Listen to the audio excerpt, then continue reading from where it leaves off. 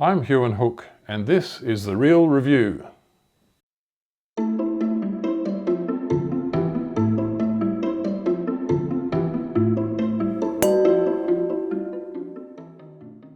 wine we're tasting today is Warrabilla Reserve Durif 2018, and it comes from Rutherglen, Victoria.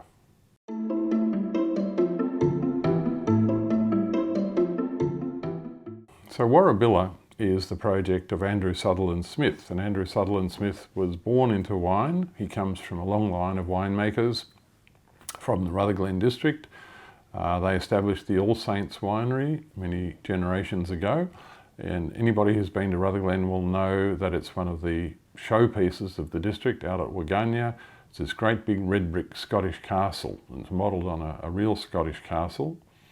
And Andrew's father, George Sutherland Smith, was the last of the family to manage and make wine in that winery. It was sold some years ago, and Andrew has gone on to do his own thing and create Warrabilla, which is, to my mind, one of the outstanding wineries of this region. Andrew is, his thing is big reds, huge reds, high alcohol reds.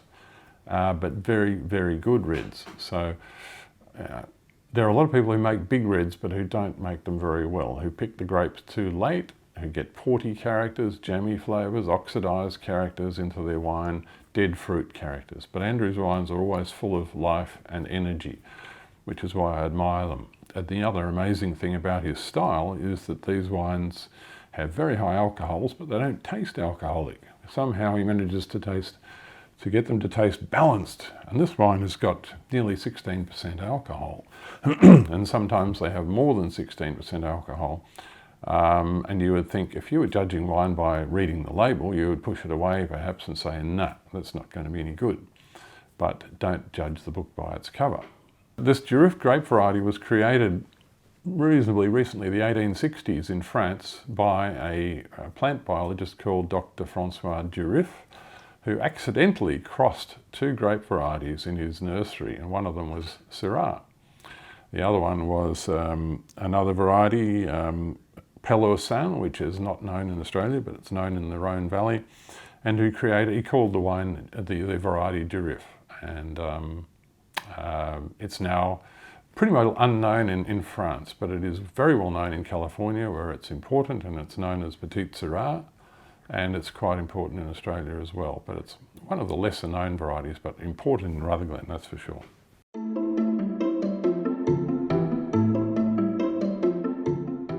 So what does this wine taste like?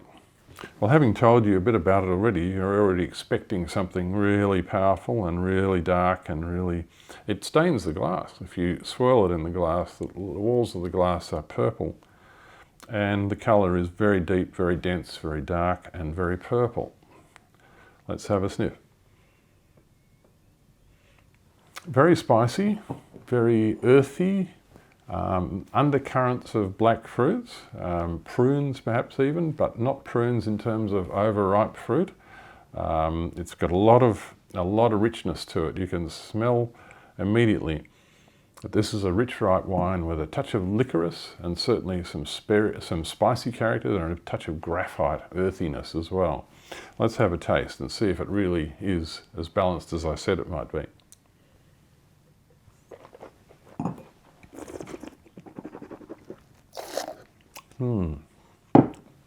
Well, rich fruit, so rich, so concentrated, so lush, it's almost luscious. And there is tannin there, but it's not astringent tannin, it's soft tannin. So this is a big, rich wine full of flavour. But I'm waiting around for the kick of alcohol at the finish and it doesn't come. What happened to it? It's just most puzzling. It says 15.6% alcohol on the label, and 0.6, it sounds very specific. I wouldn't doubt at all that that's exactly what the laboratory analysis said. But it doesn't taste unbalanced. It certainly doesn't taste spirity or hot. It is a remarkable wine. And for $27, you get that much wine for $27. You're not going to be complaining. You certainly wouldn't be taking it back.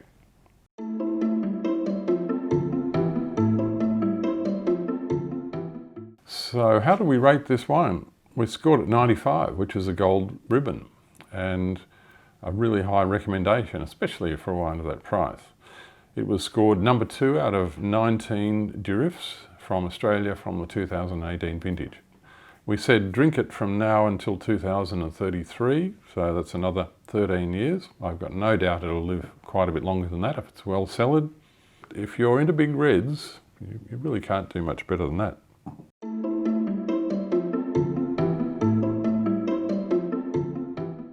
So what sort of food would you serve with a wine like that?